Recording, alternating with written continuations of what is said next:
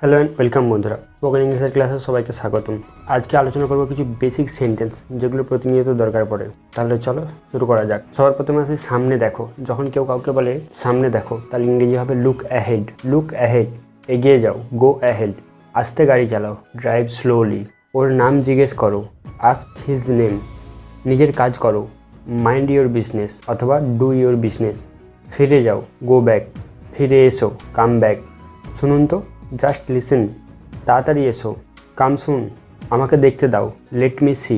আমাকে দেখতে দাও, লেট মি সি। আমায় কাজ করতে দাও, লেট মি ওয়ার্ক।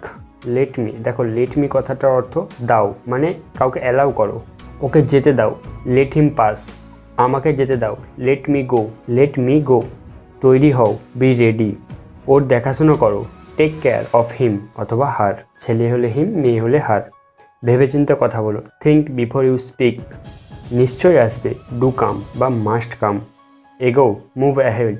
কখনো ভুলো না, নেভার ফরগেট। ওর খবর নাও, inform about her. Inform about her or him. পরিহাস করো না, ডোন্ট মেক জোকস অথবা ডোন্ট কাট জোকস। বোকার মতো কথা বলো না, ডোন্ট টক ননসেন্স। বোকার মতো কথা বলো না, ডোন্ট টক ননসেন্স। কিছু ভাববে না, নেভার মাইন্ড। অর্থাৎ কেউ যদি কাউকে বলে এই কথাটা কিছু মনে করো না, তার অর্থ হবে নেভার মাইন্ড। তাকে এইভাবে বলতে পারো, নেভার মাইন্ড। দেরি করো না, ডোন্ট ডিলে।